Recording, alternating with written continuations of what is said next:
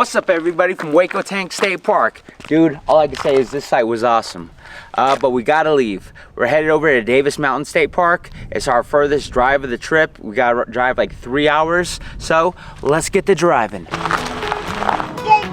Thank you, Gay Guard. If you guys don't know, Pilot got some good pizza. That's meat lovers. Meat lovers And pepperoni. Oh my god!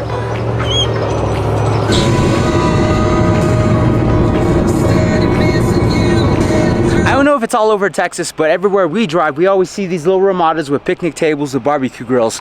You guys in Texas just be like, man, let's barbecue. Let's pull over and let's have a barbecue. That's why you guys are so good at it. Look at this place. You got a nice shade, nice table, and a grill.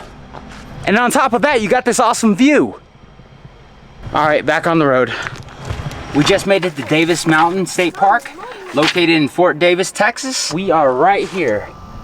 Jeremy RC, site 35. Drive all the way down, make that first left, and then a right.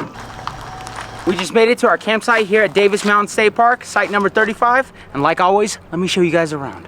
This is the entrance to our spot, and it looks like we have only one neighbor.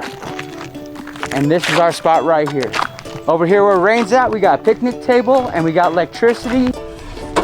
We got 30 amp and 20 amp. And on the other side of electricity, we got some water. I want to hide because sometimes the water splashes so hard. Oh, it's cool. All right, let's chill out and test this internet. Oh, the bathroom is over there. Darling. While my lazy family's out there on the picnic blanket, I'm gonna assemble this. Bam! Ta-da! All assembled with no help from my family. Just got done cleaning out the whole van. We had to remove everything and wipe off all the crumbs.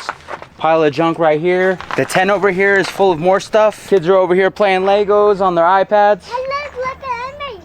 I think we're gonna have to clean out the van maybe every week or so.